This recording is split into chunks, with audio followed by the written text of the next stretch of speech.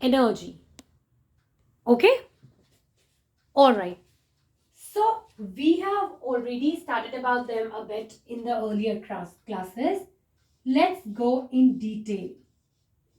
Work, force, and the third term that we're going to do is energy. Right, children? Let me first of all pick up this topic. Force. क्या मतलब होता है force का? हम किसको कहते हैं कि हमने किसी चीज पर फोर्स अप्लाई करी? फोर्स का सिंपल मीनिंग है साइंस की लैंग्वेज में एक पुश या पुल। एक पुश या पुल जो आप किसी चीज के ऊपर लगाते हैं उसको आप फोर्स कहते हैं, राइट? ये पुश आप चीजों को अपनी तरफ लाने में या चीजों को अपने से दूर करने में अप्लाई करते हैं, राइट?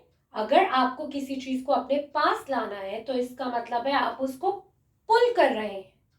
किसी चीज को आप अपने से दूर करते हैं तो that means you are pushing it away from you. आप उसको अपने से दूर कर रहे हो, वो पुश है। इन दोनों प्रोसेसेस से बनती है आपकी फोर्स, राइट? जो आप किसी चीज के ऊपर अप्लाई करते हो।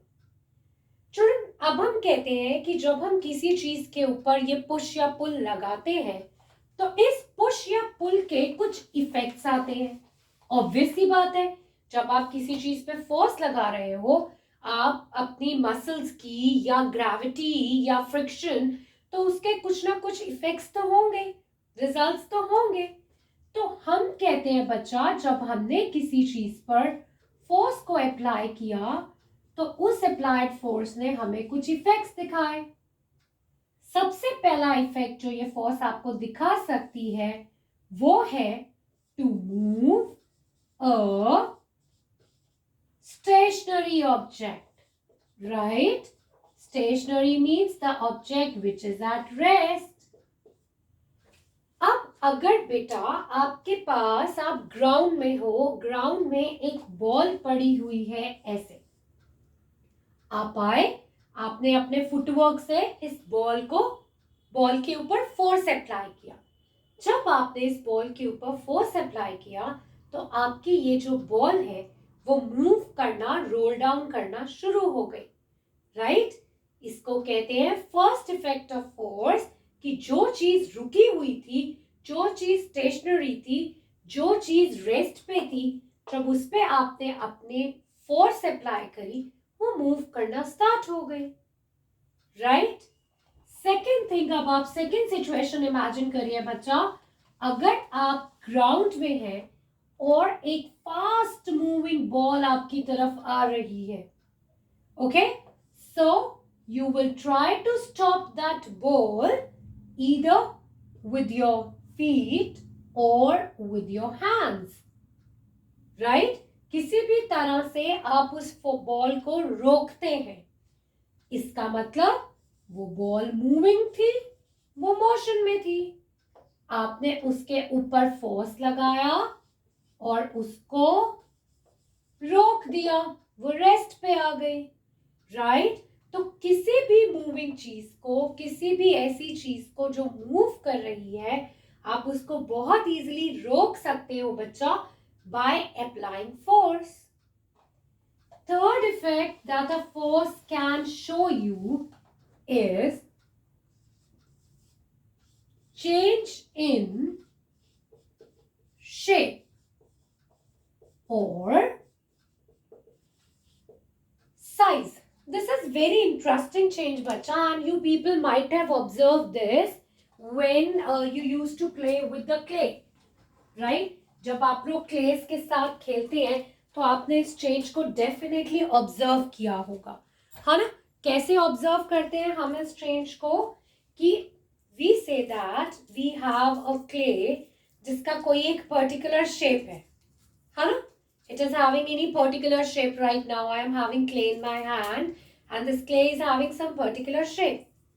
I took a bit of it, मैंने इस क्ले के ऊपर अपने पाम्स का फोर्स लगाया and I rolled it into a ball. so its shape got changed. Fine.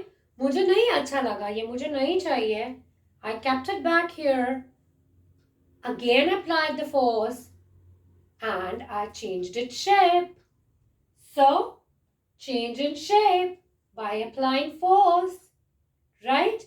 Similarly, you can give it ample number of shapes, ample number of sizes by applying just a bit of the force. So this is the best example, rolling of the dough, rolling of your clays. These are the children best example of the effect that can be seen by applying force on any object.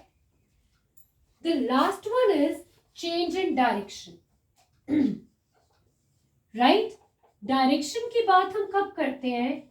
Suppose आप batting कर रहे हैं, आपकी तरफ एक ball आ रही है, right? Ball सीधी आई, आपने अपने बैट से हिट करा और उसकी डायरेक्शन को चेंज कर दिया बच्चा. That refers to change in direction. So children, till now what we have studied, सबसे पहले तो हमने इसके बारे में ही पढ़ा कि हम फोर्स किसको कहते हैं. जब आप किसी चीज के ऊपर पुल लगाते हो या उसको पुश करते हो, अपने से दूर करते हो, तो इसका मतलब है आप फोर्स की बात करते हो. फोर्स क्या क्या कर सकती है? फोर्स किसी चीज की शेप को चेंज कर सकती है, उसकी डायरेक्शन को चेंज कर सकती है, उसके मोशन को चेंज कर सकती है. मतलब अगर वो चीज मूविंग है तो उसको रेस्ट पे ला सकती है, अगर वो चीज रेस्ट पे है तो उसको मूव कर सकती है. As simple as that. चलो थोड़ा सा इस टॉपिक को जब हम आगे लेके जाते हैं तो हम कहते हैं कि ये जो फोर्स है हम इसको ब्रॉडली डिवाइड कर सकते हैं as contact force and non contact force. Contact का मतलब होता है बेटा जब दो चीजें एक दूसरे के साथ कॉन्टैक्ट में हो.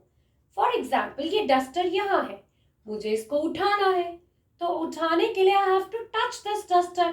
मेरे पास कोई मैजिकल या सुपर पावर्स तो नहीं है कि मैं आबरा डाबरा करूंगी और ये उड़ जाएगा, राइट? नहीं होगा ना. क्यों नहीं होगा? क्योंकि मुझे इसके साथ कॉन्टैक्ट बनाना पड़ेगा, मुझे इसको इसकी पोजीशन से हटाने के लिए इसको उठाना पड़ेगा. So that is contact force, जिसका सबसे अच्छा एग्जाम्पल है हमारी मसल्स की मस्कुलर फोर्स, राइट? किसी भी चीज को जब आपको अपनी तरफ लेके आना है या अपने से दूर करना है तो you apply this force. Second इस पे आप एक चीज जो डाल सकते हैं वो आती है फ्रिक्शनल फोर्स. आप सबको पता है फ्रिक्शन कहाँ होती है? फ्रिक्शन सरफेसेस में होती है. हर दो सरफेस के बीच में फ्रिक्शन होती है. For example this whiteboard and my marker. I am able to write on this board because of friction. You are able to walk on the ground because of the frictional force, right? So दो चीजें जब contact में आती है तो frictional force होती है and it is a type of contact force. When you are talking about non-contact force, मतलब abracadabra distance से act करती हैं ये. They act from a distance, right? तो वहां पे आपके पास सबसे पहला जो एग्जाम्पल आता है वो आता है योर फोर्स ऑफ ग्रेविटी. कुछ भी फेंको ऊपर वो आता है नीचे. Force of gravity. अर्थ के पास है ये magical part that it pools everything towards itself. But earth उस चीज के साथ चिपक नहीं चाहती है, उसके पास नहीं चाहती है उसको लेने. जहां पे अर्थ है वहीं से वो अपनी ग्रेविटी की फोर्स को अप्लाई करती है and everything just falls down. That is non contact force, right? Because it is working from a distance. Same thing it happens when you play with magnets. Magnets क्या करती है? थोड़े से distance से ही किसी भी चीज को अपनी तरफ, जो लोहे की बनी हुई है, जो आयरन की बनी हुई है, उसको अपनी तरफ attract करती है. So children, this was the topic for today in which we have studied about force.